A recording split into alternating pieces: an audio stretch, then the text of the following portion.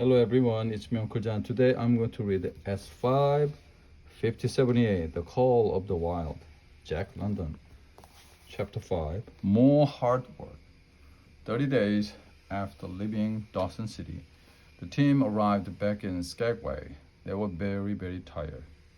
Buck now weighed only 50 kilograms, and the other dogs were also very thin. They were not ill, they just needed a long rest. But at Skagway, there were mountains of letters waiting to go north. So the man had to buy new strong dogs. The old ones, now useless for work, were sold to an American man called Hal and Charles, but Buck and his team together with the harness. Charles was 40 years old, with light hair and watery blue eyes. Hal was a young man of 20, with a big shiny gun and a big knife in his belt. These things, more than anything, showed how young he was.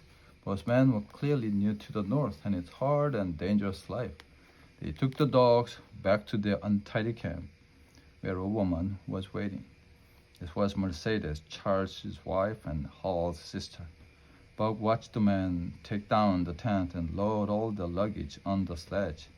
They did know how to do it sensibly, and every time they put something on the sledge, Mercedes moved it. Often they had to take things off the sledge and start again. 3 men came up and watched, laughing. "You've got a heavy load on that sledge," said one of them. "Why don't you leave the tent here in Skagway? How could we leave without a tent?" asked Mercedes, throwing up her hands in the air. "It's spring now. You won't have any more cold weather." "I must have a tent," she answered, and helped Charles and Hal with the last few boxes. "Do you think that load will stay on?" asked another man. "Why shouldn't it?" "Well, it's a bit heavy on top. Do you think your dogs will be able to pull that?" "Of course they will," said Hal. The sledge was now ready to go. "Come on, dogs, pull," he shouted. They could, but the sledge did not move. "The lazy animal," shouted Hal, picking up his whip. But Mercedes stopped him. "Oh, Hal, you mustn't. Pulling the whip away from me. The poor dog. You must promise to be nicer to them or I'm staying here." "You know nothing about dogs," answered Hal. "Leave me alone. Dogs are lazy and you have to whip them. Everybody knows that. Ask those men if you don't believe me." "Look at the watching men. They are tired, if you really want to know," said one of them. "They've been working very hard and they need a rest." "Rest?" laughed Hal. "These stupid dogs are just lazy." Now Mercedes decided that her brother was right. "Don't listen to that man," she said. "You're driving a dog and you do what you think is best." Now Hal used his whip on the dog. They pulled and pulled, but the sledge stayed where it was. When Mercedes stopped him again and put her arms around Buck.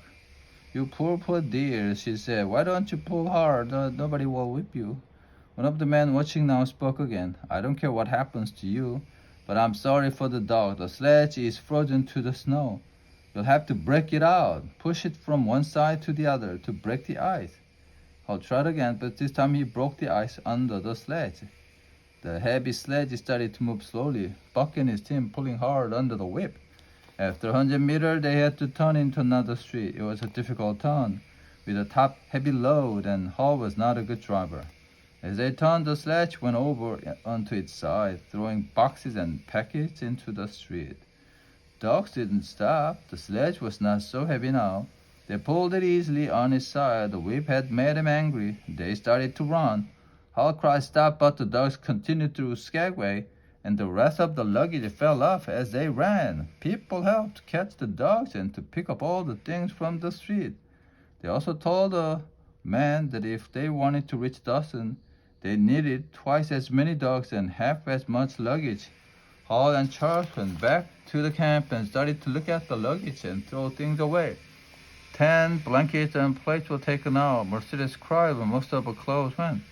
When they had finished, Mercedes was still crying. There was a lot of luggage on the road. There was still a lot to go on the sled. Then Charles and Hal went out and bought 6 more dogs. So they now had 14, but the new dogs were not real sledge dogs. They knew nothing about the war. Charles and Hal put them into harness, but Buck could not teach them how to pull a sledge. So now there were 6 dogs who couldn't pull at all. Ed, who were tired after pulling for 4,000 kilometers. But Charles and Hall were happy. They had more dogs than any sledge that they had seen at Skagway. They didn't know that no sledge could carry enough food for 14 dogs. The next morning, Buck led the team up the stream. They moved slowly because they were tired before they started. Buck had pulled to Dawson and back twice, and he didn't want to do it again. He had watched Hall and Charles and Mercedes, and he saw that they didn't know how to do anything, and as the days passed, he saw that they could not learn. It took them half the evening to get everything ready for the night. It took them half the morning to get ready to leave. When they did start, they often had to stop because something had fallen off the sledge.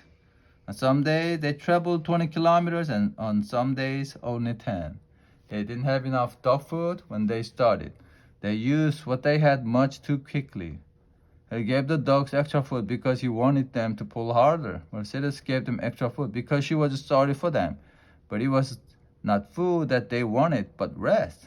Soon Hall saw that they had traveled only a quarter of the way to Dawson, but had eaten half their food. He had to give the dogs less food. It was easy to give them less food, but it was impossible to make them travel faster. The dog had pulled hard and well all the way from Skagway, but he had hurt his leg. It got worse and worse until finally a Hall had to shoot him. 6 new dogs, now weak and ill from hunger and hard work, died next. Hall, Charles, and Mercedes had started the journey happily, but now they were tired, cross, and miserable. Charles and Hall argued about everything because each thought that he was working harder than the other. And Mercedes wasn't happy because she thought that she shouldn't have to work. She was tired, so she rode on the sledge, making the work even harder for the dogs. She rode for days until the dogs could not move the sledge. The man asked her to walk, but she wouldn't leave the sledge. One day they lifted her off. She sat in the snow and did not move. They went off with the sledge and traveled 5 kilometers. Then they turned and went back and lifted her on again. Buck and the other dogs were now just skin and bone. They pulled when they could.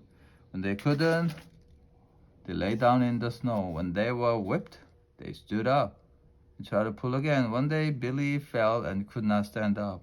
Hal killed him and threw him into the snow. Buck and the other dogs knew that soon they were going to die too. On the next day, Kuna died.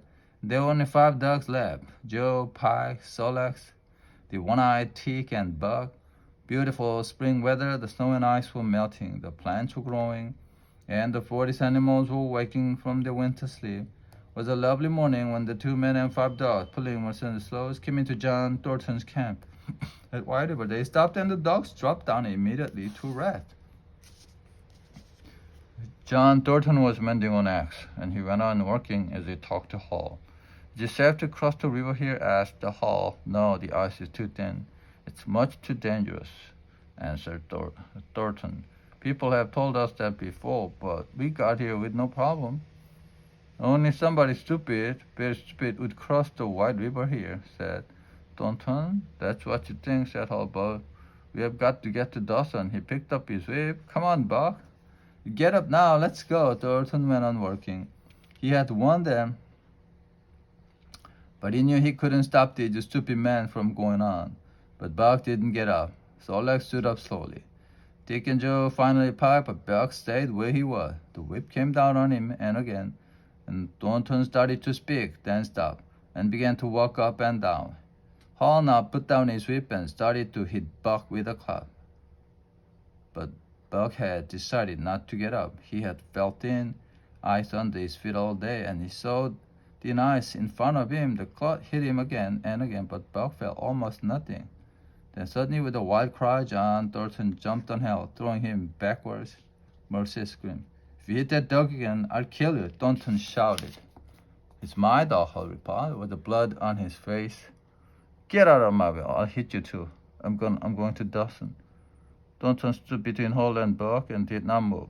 Hall took on his long knife, but Thornton knocked it out of his hand. Mercedes screamed again. Then Thornton picked up her knife and cut Buck out of the harness. Hall didn't want to fight. and Buck was not worth fighting for. He was nearly dead. Hal started the sledge and went down towards the river. Buck lifted his head and watched the sledge move away. Puck was leading, and Joe, Tick, and Sol-Leks were behind him. Hal was walking in front of the sledge. Mercedes was riding on it. Charles was walking behind. As Buck watched, Thornton felt his body with gentle hands, searching for broken bone. Buck was very thin, very tired and very weak, but Thornton didn't think he was going to die. Both dog and man watched the sledge as it went slowly out onto the ice in the middle of the river. Suddenly, the back of the sledge went down. Then a big piece of ice broke off, and dog, sledge, and people disappeared. There was only a big hole in the ice. Then Thornton and Buck looked at one another. "You poor thing," said Johnson, and Buck licked his hand.